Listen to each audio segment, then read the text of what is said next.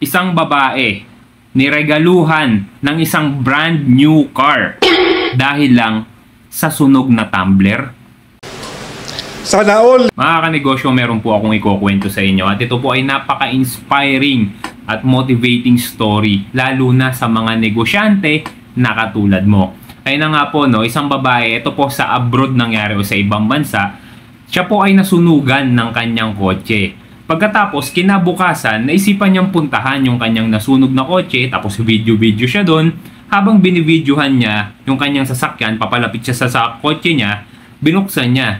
Tapos, binivideohan niya yung loob, grabe, sunog na sunog, tupok na tupok po talaga ng apoy. Pagkatapos, habang nagbi-video siya, napansin niya yung kanyang tumbler, which is yung Stanley, ay naiwan niya pala doon sa loob ng kanyang kotse. Eh di habang nagbi-video siya, kinuha niya yung tumbler. Tapos, inalog-alog niya. Pagkuha niya ng tumbler, inalog-alog niya. Nagulat siya, nabuo pa yung yelo sa loob ng tumbler. What? Kaya, sa sobrang gulat niya, hindi siya makapaniwala. Ngayon, in-upload niya ngayon sa social media yung kanyang video. And then, pagka-upload niya ng video, nagulat siya dahil nakakuha kagad yun ng 96 million views. Tapos, yung kumpanya ng tumbler, which is yung Stanley, 5 minuto pa lang po ang nakakalipas since na-upload yung video, sold out na kagad yung kanilang produkto, yung kanilang tumbler na negosyo. At sa sobrang tuwa ng may-ari ng kumpanya, niregaluhan niya nga po ng isang brand new car, yung uploader ng video. Mga kanegosyo, totoong istorya po ito. Pwede nyo yung i-research. At para naman sa ating mga negosyante, ano po ang mapupulot nating aral mula dito sa video na to? Ang mundo ng sales and marketing ay ibang-iba na po ngayon kumpara noon. Dahil noon mga kanegosyo, para po makabenta ka ng produkto mo, ay kinakailangan mo hard work. Diba? Naalala nyo yung kwento ng magbabalot, yung buong araw sigaw siya ng sigaw, diba? And wala siyang pakialam kung may papansin ba sa kanya o wala. Basta siya sigaw siya ng sigaw. Buong gabi pala, no?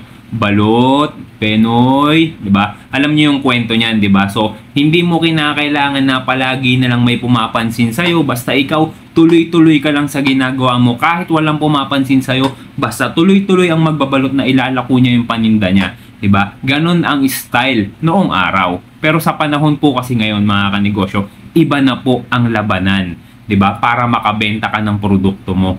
Para pong walang pinagkaiba sa mga negosyante dito sa internet na yung araw-araw consistent posting po ang ginagawa nila. Yung mga 10 beses sila kung mag-post ng kanilang produkto sa loob ng isang araw. Tapos wala silang pakialam kahit walang mag-like dyan o may mag-like man dyan, isa lang, tapos siya rin yun, diba? Pagkatapos, kapag ka may nag-inquire, nagtanong, sasagutin niya na PM is the key. Alam nyo mga kanegosyo, yung ganyang paraan, noon maaaring umuubra yan. Pero ngayon, medyo mahirap na pong paganahin yung ganyang klase ng strategy. Sa madaling salita mga kanegosyo, lumang tugtugin na po yung ganyang klase ng pamamaraan. Sa panahon po ng mga kabataan ngayon, yung mga Gen Z, diba? Ang the best way para makabenta ka ng produkto mo is you have to tell people what is the story behind your product. Ano ang kwento sa likod ng produktong binebenta mo? Sa ganong klase ng pamamaraan ka negosyo, kapag ka maraming nakinig at maraming nagka-interes at maraming nakarelate diyan sa storya ng produkto mo, sinisigurado ko sa iyo na maraming bibili. At syempre mga kanegosyo, hindi lang naman po basta uubra yung simpleng kwento lang. Kinakailangan mo rin po na patunayan sa mga taong nakikinig sa kwento mo na talagang nag-work yung produkto na binibenta mo at talagang makakatulong yung produkto mo para sa mga buhay nila. Kumbaga makakapagbigay yan ng value sa tao.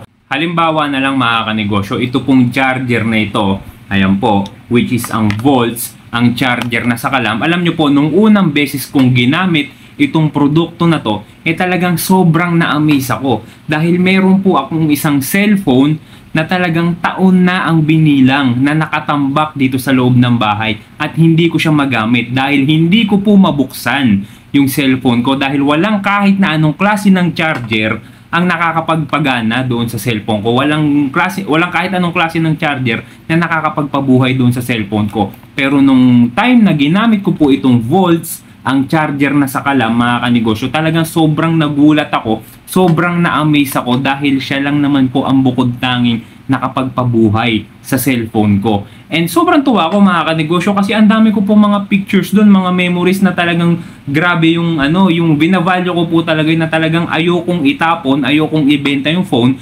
Kasi nga po, meron pong mga pictures and videos doon na talagang importante po para sa akin. Kaya sobrang laking tulong po nitong charger na to nung ginamit ko po siya. At in-upload ko po yun sa social media mga kanegosyo. At nagulat ako nung in-upload ko yun, ang dami palang mga nanonood sa atin na merong mga ganong klase ng problema. Na merong mga cellphone na hindi nagcha-charge gamit yung ibang mga charger. Kaya ang nangyari, simula nang in-upload ko po yung video na yun mga kanegosyo, nagulat po ako na ang daming bumili ng volts at ang daming nagko-comment sa video na yun na totoo nga ang galing na itong produkto na to, talagang ibang klase yung produkto na sinabi mo Sir Mark, dahil yung cellphone ko po talagang eto lang rin po yung nakakapagpabuhay doon sa cellphone ko.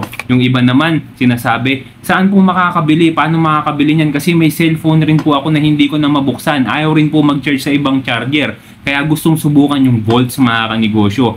Doon ko napatunayan mga kanegosyo na iba na po talaga ang pagmamarket ngayon ng mga produkto kumpara noon. So kinakailangan mo lang ikwento kung ano yung experiences mo. Tapos kinakailangan mo ipakita sa mga tao kung paano at ano yung klase ng produkto na nakatulong sa'yo para dyan sa problema mo. Ganun po ang pagmamarket ng mga produkto ngayon mga kanegosyo.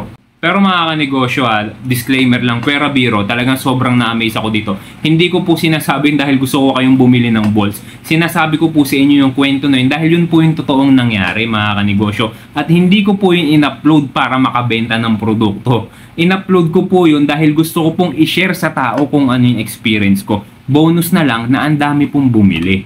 Ang pinakamabisang paraan para makabenta ka ng produkto, kinakailangan yung produkto, isipin mo kung ano ba ang istorya sa likod ng produktong inaalok mo sa tao. Ano ba yung kwento niyan? Paano ba yan nakatulong sa iyo mismo at paano ba yan makakatulong sa ibang tao? Sa ganyang klase ng pamamaraan mga kanegosyo, hindi lang yung produkto mismo ang magi-stand out sa iyo. Mai-inspire din yung mga tao dahil sa kwento mo at sa ganung paraan, magkakaroon sila ng interes na bumili ng produktong inaalok mo sa kanila. Kasi nagbibigay ka ng value sa tao.